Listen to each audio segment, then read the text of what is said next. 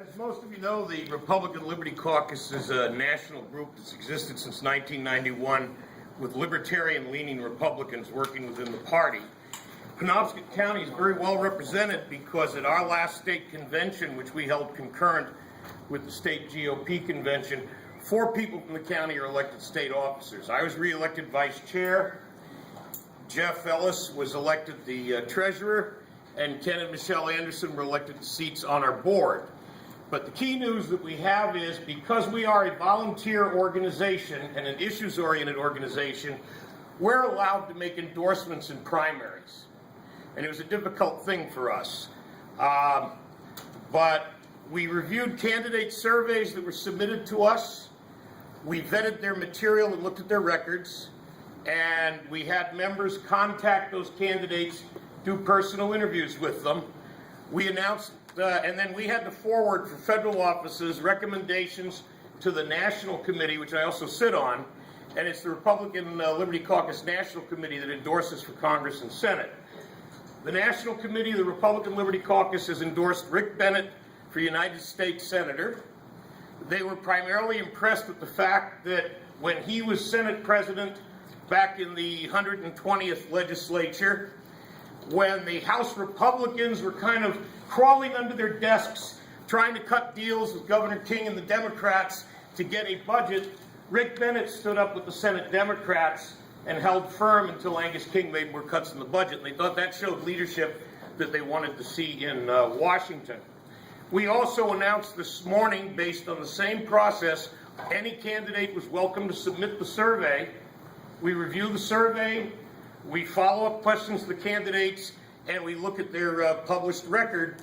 We announced this morning that we've endorsed Blaine Richardson in the 2nd Congressional District for the House seat. Unanimously. And that was done unanimously by both our state board for the recommendation, and when I sat in on our National Committee conference call, they said, based on the responses that Blaine Richardson gave, they wished he'd moved to their state and run for office because they wanted to get him elected there.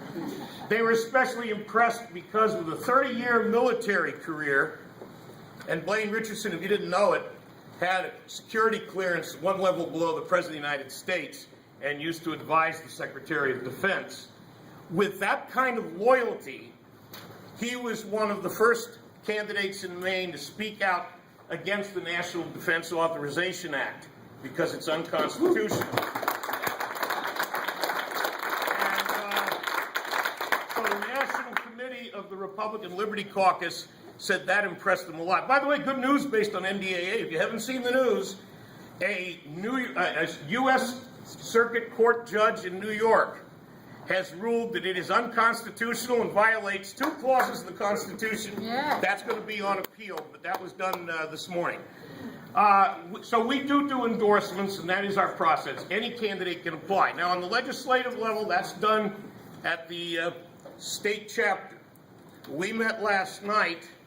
We're not concentrating on the legislative districts where there's no primary. We will do that after the primaries, but there are some primary contests. And we reviewed surveys of primary candidates who responded to the requests. Some candidates did not. We've endorsed 3 candidates in legislative primaries, none of them in Penobscot County. Candidates that get endorsed from the national level, we do a money bomb and a national internet television show for Bennett and for Blaine Richardson.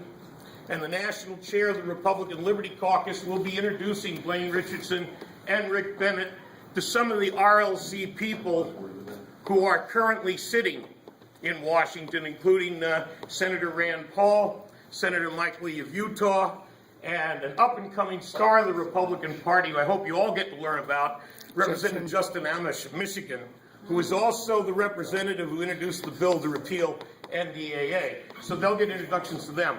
On the state level, we have a PAC. And if it's a traditional candidate, we will donate directly to the candidates. So the 3 candidates we endorsed last night will be getting a donation from the Republican Liberty Caucus PAC.